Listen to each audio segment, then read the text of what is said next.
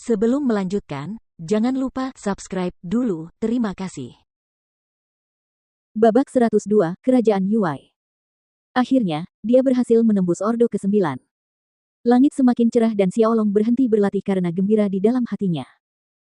Seorang Ordo ke-9 di keluarga atau daerah besar manapun di wilayah kerajaan Luotong adalah kekuatan tersendiri.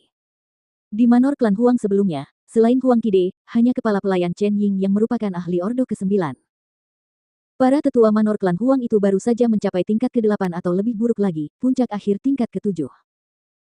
Huang Xiaolong keluar dari ruang pagoda harta karun Linglong. Tepat saat dia keluar dari sana dan keluar dari ruangan, dia bertemu dengan Fei Hou. Melihatnya, Fei Hou berseru kaget, "Yang mulia, mungkinkah Anda?" Dia sudah menjadi ahli Xiantian dan Huang Xiaolong tidak sengaja menyembunyikan fluktuasi napasnya, sehingga Fei Hou menyadari perbedaannya pada pandangan pertama. Huang Xiaolong mengangguk dan tertawa, "Aku beruntung dan berhasil menerobos tadi malam." Fei Hou merasakan pusing. Beruntung. Bagi Fei Hou, rasanya seolah-olah setiap hari dia akan menemukan terobosan keberuntungan sovereign. Tetapi bukankah tingkat kebetulan yang beruntung ini agak terlalu tidak normal? Setelah beberapa saat, Fei Hou menekan keterkejutan di hatinya, tetapi dia masih ragu-ragu sejenak. "Yang mulia, bawahan ini ingin melakukan perjalanan pulang." Fei Hou dengan jujur mengemukakan permintaannya. "Pulang." Huang Xiaolong tersedak dan linglung sejenak, dia masih belum menghubungkan titik-titiknya. Fei Hou telah mengikuti Huang Xiaolong selama 7 tahun, tetapi dia tidak pernah menyebutkan apapun tentang keluarganya. Itulah sebabnya ketika Fei Hou menyebutkan masalah itu, dia agak lambat memahaminya. "Ya, Yang Mulia. Baru saja, sepucuk surat datang dari putraku, katanya bulan depan cucu tertuaku akan menikah dan aku belum kembali selama 7 tahun. Oleh karena itu, bawahan ini ingin pulang dan melihat-lihat." Fei Hou menjelaskan, merasa sedikit malu. Ketika Huang Xiaolong pulih, dia tersenyum dan berkata, "Fei Hou, ini adalah acara yang sangat membahagiakan, tidak perlu merasa malu." Dia bertanya, "Lalu, di mana rumahmu?" "Bawahan ini adalah markis dari kerajaan Yuai." Fei Hou menjawab. "Kerajaan Yuai." Huang Xiaolong terkejut mendengar berita ini. Terlintas dalam benak Huang Xiaolong bahwa Fei Hou mungkin bukan warga lokal kerajaan Luotong, namun dia tidak menyangka Fei Hou adalah seorang markis dari kerajaan Yuai. Kerajaan Luotong terletak di sisi selatan hutan bulan perak sedangkan kerajaan Yuai berada di sisi utara.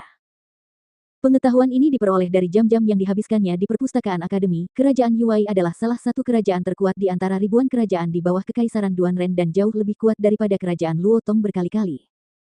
"Kapan kamu berencana untuk pergi?" tanya Huang Xiaolong. "Bawahan ini berencana untuk berangkat dalam 2 hari lagi." Fei Hou menjawab. "Bagaimana kalau begini, aku akan melakukan perjalanan ini bersamamu ke kerajaan Yuai." Huang Xiaolong menyarankan dengan suara rendah. Fei Hou terkejut, "Yang mulia, kau ingin ikut dengan bawahan ini ke kerajaan Yuai, kalau begitu."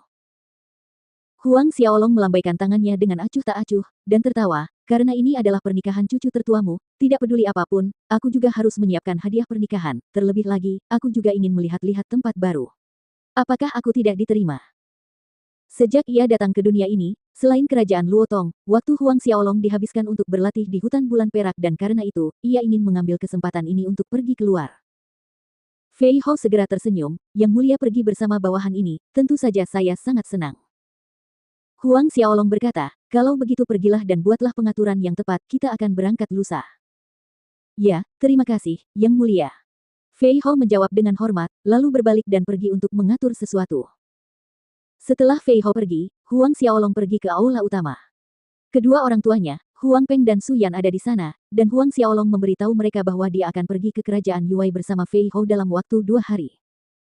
Ketika mereka mendengarnya, meskipun agak tak terduga, tak seorang pun berkeberatan. Tahun-tahun ini, Huang Xiaolong menghabiskan sebagian besar waktunya di luar, di hutan bulan perak. "Apakah kamu akan kembali pada akhir tahun?" tanya Huang Peng. "Tidak yakin, jika tidak terjadi apa-apa, kita akan kembali dalam 6 bulan." Huang Xiaolong memberikan perkiraan. Kemudian, Xiaolong memberikan sekitar 10 mutiara naga api kepada orang tuanya dan menjelaskan sedikit tentang pengelolaan perdagangan 9 tripod. Fei Hou adalah orang yang bertanggung jawab atas perdagangan 9 tripod dan sekarang karena Fei Hou akan pergi, hal-hal ini perlu ditangani oleh orang tuanya.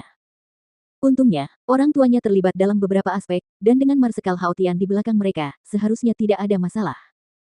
2 hari berlalu. Huang Xiaolong dan Fei Hou meninggalkan kerajaan Luotong dan mereka diantar oleh sekelompok keluarga. Seperti setiap kali sebelumnya ketika dia meninggalkan kota kerajaan, Xiaolong akan meminta Marsekal Haotian untuk menjaga keselamatan orang tua dan adik-adiknya. Setelah meninggalkan kota kerajaan Luotong, Huang Xiaolong dan Fei Hou tiba di hutan bulan perak. Begitu mereka melewati hutan, mereka akan tiba di perbatasan kerajaan Yuai. Ini adalah rute tercepat, sambil bergegas, mereka berdua bisa membunuh beberapa binatang iblis dan berlatih. 2 bulan berlalu. Di suatu malam yang sunyi, Huang Xiaolong dan Fei Hou duduk di dekat api unggun, menerangi area kecil hutan yang gelap. 2 bulan berlalu dan mereka berdua telah tiba di bagian paling utara hutan bulan perak. Besok, mereka mungkin bisa menyeberangi perbatasan ke kerajaan Yuai. Duduk dekat api unggun, bahkan sebagai seorang Xiantian, Fei Hou tidak dapat menahan rasa gembira saat berpikir bahwa dia akan kembali ke Fei Manor. Sudah 7 tahun mereka berpisah, seberapa banyak Fei Manor berubah selama dia pergi. Melihat wajah Fei Hou, Xiaolong bisa memahami suasana hatinya. Tahun pertama dia meninggalkan istana klan Huang dan kembali di akhir tahun, dia merasakan hal yang sama dalam perjalanan dari kota kerajaan Luotong ke istana klan Huang. 10 hari lagi, kita akan mencapai kota kerajaan Yuai, kan? Huang Xiaolong berkata. Benar sekali, Yang Mulia, Fei Hou menambahkan, tahun ketika aku pergi, Fei Ming si bocah nakal itu baru berusia 17 tahun. 7 tahun berlalu dalam sekejap mata dan bocah nakal itu sudah menikah. Fei Ming adalah cucu tertua Fei Hou. Dalam surat putranya, Fei Rong, cucu tertuanya ini telah berhasil mencapai Ordo ke-7, dan hal ini membuat Fei Hou merasa terhibur. Saat dia pergi, Fei Ming baru saja mencapai Ordo ke-5 akhir. Malam perlahan memudar. Dan fajar mulai menyingsing dari cakrawala. Xiaolong dan Fei Hou terus melanjutkan perjalanan dan suatu hari kemudian, mereka keluar dari hutan bulan perak, mencapai perbatasan kerajaan Yuai. Namun, dengan kecepatan Huang Xiaolong dan Fei Hou, mereka membutuhkan setidaknya 8 hingga 9 hari untuk mencapai kota kerajaan Yuai. Saat memasuki wilayah kerajaan Yuai, keduanya hanya akan singgah sebentar di kota untuk beristirahat malam. 6 hari berlalu. Saat keduanya semakin dekat ke tujuan, 3 kota lagi bermunculan, dan segera, mereka akan mencapai kota kerajaan Yuai. Saat Huang Xiaolong dan Fei Hou sedang terburu-buru, 2 kereta datang dari belakang dan ketika mereka sudah dekat, terdengar seruan terkejut, apakah itu senior Fei Hou? Hal ini membuat Huang Xiaolong dan Fei Hou menoleh dan melihat salah satu kereta kuda berhenti. Dari dalam kereta, seorang wanita muda cantik berusia 20-an keluar. Datang di hadapan Fei Hou, wanita muda yang cantik itu tampak terkejut.